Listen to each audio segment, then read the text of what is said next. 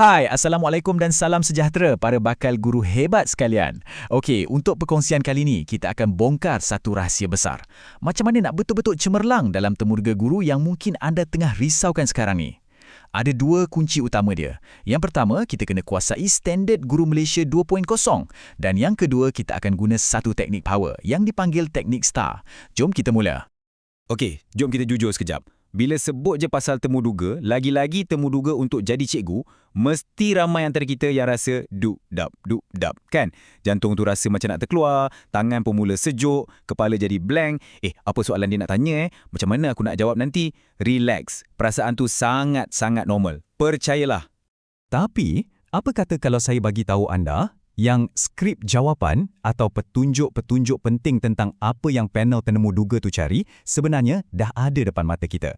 Ya, betul. Jawapannya memang dah wujud dalam dokumen rasmi yang dikeluarkan sendiri oleh Kementerian Pendidikan Malaysia.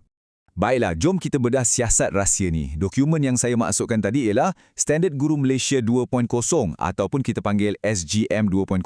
Senang. Anggaplah benda ni macam peta harta karun untuk anda. Inilah kunci untuk kita faham apa sebenarnya kualiti, kemahiran dan nilai yang panel tu nak tengok dalam diri seorang calon guru. Jom kita tengok definisi rasmi ini sama-sama. Ia sebut SGM 2.0 ni ialah rujukan kompetensi yang perlu dikuasai dan etika yang perlu dijiwai. Nampak tak dua perkataan penting kat situ? Kompetensi yang perlu dikuasai dan etika yang perlu dijiwai. Maksudnya kat sini, jadi guru ni bukan setakat pasal apa yang anda boleh buat, tapi siapa diri anda. Dokumen ni mungkin nampak macam tebal, nampak macam pening sikit, tapi jangan risau. Sebenarnya, asas dia sangat mudah. Ia dibina atas dua teras utama sahaja. Yang pertama, kompetensi dan yang kedua, etika. Dua benda inilah yang akan membentuk seorang guru yang betul-betul hebat.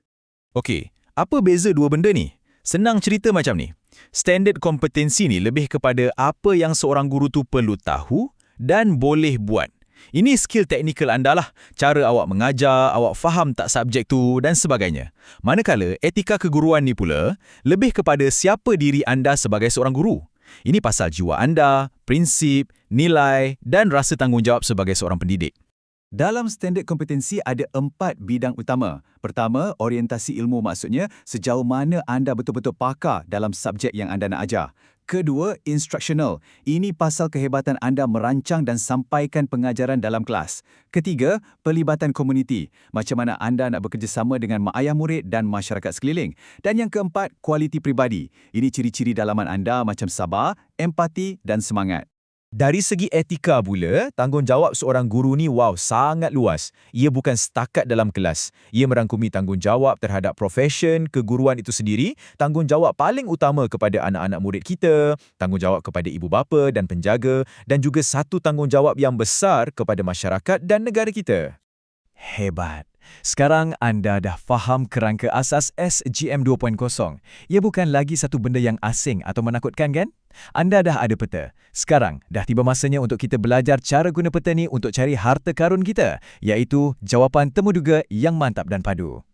Okey, ini bahagian yang paling praktikal dan saya rasa ramai yang tunggu-tunggu. Macam mana kita nak tukarkan semua teori SGM 2.0 tadi kepada jawapan yang boleh buat panel penemuduga tu angguk-angguk kepala? Jawapannya mudah. Kita guna teknik STAR. Okey, tarik nafas dalam-dalam. Bayangkan anda dalam bilik temuduga tu dan panel ajukan soalan ni. Ini antara soalan maut yang selalu buat calon jadi kaku. Boleh ceritakan satu pengalaman anda mengendalikan murid yang mencabar dari segi tingkah laku? Apa agaknya jawapan anda? Jangan panik. Cara paling best untuk kita susun jawapan supaya ia bukan bunyi macam sembang kosong tapi sebuah cerita yang ada bukti dan pengalaman adalah dengan menggunakan teknik STAR. Teknik STAR ni sangat senang nak ingat. Ia adalah singkatan untuk S iaitu situation atau situasi, T untuk task atau tugasan kita, A untuk action atau tindakan yang kita ambil dan akhir sekali R untuk result atau hasil daripada tindakan kita tu. Formula ni memang terbaik untuk bercerita dengan lebih meyakinkan. Jom kita guna teknik ni untuk jawab soalan tadi. Mula-mula, S untuk situasi. Anda bagi konteks cerita. Contohnya, semasa saya praktikum dulu, saya perasan ada seorang murid, kita panggil dia Adam, dia selalu kacau kawan-kawan dan susah nak fokus dalam kelas. Lepas tu, T untuk task. Apa matlamat anda? Jadi, tugasan saya masa tu adalah untuk faham apa punca tingkah laku dia dan cari jalan macam mana nak bantu dia fokus balik belajar. Kemudian, bahagian paling penting, A untuk action. Apa tindakan spesifik yang anda buat? Saya ambil 3 tindakan utama. Pertama, saya buat sesi sembang santai dengan Adam lepas waktu sekolah untuk kenal dia dengan lebih dekat. Kedua, saya cuba guna kaedah belajar sambil main. Dan ketiga, saya sentiasa bagi pujian positif walaupun untuk usaha dia yang paling kecil. Dan akhir sekali, R untuk result. Apa hasilnya? Alhamdulillah, hasilnya Adam mula tunjuk minat, dia jadi lebih aktif secara positif dan markah ujian dia pun meningkat. Pengalaman ni ajar saya yang kesabaran dan usaha untuk faham setiap murid itu sangat penting.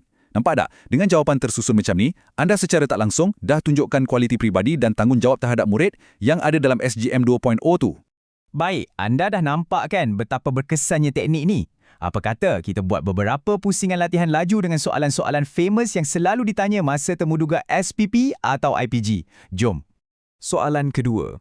Ni pun satu lagi soalan yang sangat popular. Bagaimana cara anda nak libatkan ibu bapa dalam pendidikan anak-anak mereka? Soalan ni, dia nak uji terus pemahaman anda tentang domain pelibatan komuniti dalam SGM 2.0. Kerangka jawapan STAR anda boleh jadi macam ni. S, saya faham kadang-kadang ada jurang komunikasi antara sekolah dengan ibu bapa. T, jadi tugasan saya adalah untuk merapatkan jurang ni. A, antara tindakan yang saya akan cadangkan ialah program macam sarapan santai bersama guru kelas sebulan sekali dan wujudkan satu saluran komunikasi pantas macam grup WhatsApp kelas. R, hasilnya nanti hubungan akan jadi lebih positif, ibu bapa akan lebih peka dengan perkembangan anak dan sokongan untuk program sekolah pun insya-Allah akan meningkat. Nampak? Padat dan jelas. Okey, soalan seterusnya. Kali ni pasal diri anda pula. Apakah usaha yang anda lakukan untuk pembangunan profesionalisme kendiri? Soalan ni nak tengok sejauh mana komitmen anda untuk terus belajar, yang mana ia berkait rapat dengan domain orientasi ilmu. Rangka jawapan anda boleh jadi macam ni. S, saya sedar yang dunia pendidikan ni sentiasa berubah dengan teknologi dan kaedah baru yang sentiasa muncul. T, jadi matlamat saya adalah untuk pastikan diri saya sentiasa relevan dan sentiasa tambah baik kemahiran saya. A, sebab tu saya aktif sertai webinar anjuran KPM, rajin baca jurnal pendidikan dan baru-baru ni saya tengah belajar asas gamification untuk saya cuba dalam kelas. R, hasilnya saya harap saya dapat bawa kelainan dalam pengajaran dan dapat kongsi idea-idea baru dengan rakan-rakan guru yang lain. Jawapan macam ni terus menunjukkan anda seorang guru yang proaktif. Baiklah semua. Dengan fahamnya anda tentang SGM 2.0 dan mahirnya anda guna teknik STAR, saya betul-betul yakin anda sekarang dah jauh lebih bersedia dan lebih yakin. Tapi sebelum kita habis, saya ada satu lagi mesej. Mesej yang paling penting untuk anda bawa masuk ke dalam bilik temuduga nanti. Tolong ingat benda ni baik-baik. Perkara paling penting sekali ialah SGM 2.0 ni bukan skrip drama untuk anda hafal setiap ayat. Ia adalah satu panduan untuk dijiwai. Ia perlu meresap masuk dan jadi sebahagian daripada prinsip dan jati diri anda sebagai seorang pendidik. Panel-panel penemu duga tu, mereka sangat berpengalaman. Mereka boleh nampak mana satu jawapan yang dihafal dan mana satu jawapan yang datang ikhlas dari hati. Mereka tak nak dengar anda baca semula isi kandungan dokumen tu. Mereka nak tengok siapa anda. Mereka sedang mencari seorang guru yang berjiwa pendidik. Jadi, selepas semua persediaan ni, soalan terakhir bukanlah apa lagi aku nak kena hafal. Tapi soalan yang sebenar untuk diri anda ialah, adakah aku bersedia untuk masuk ke bilik temuduga tu dan tunjukkan pada mereka siapa diri aku yang sebenar? Saya doakan yang terbaik untuk anda semua. Selamat maju jaya, bakal guru. Anda pasti boleh.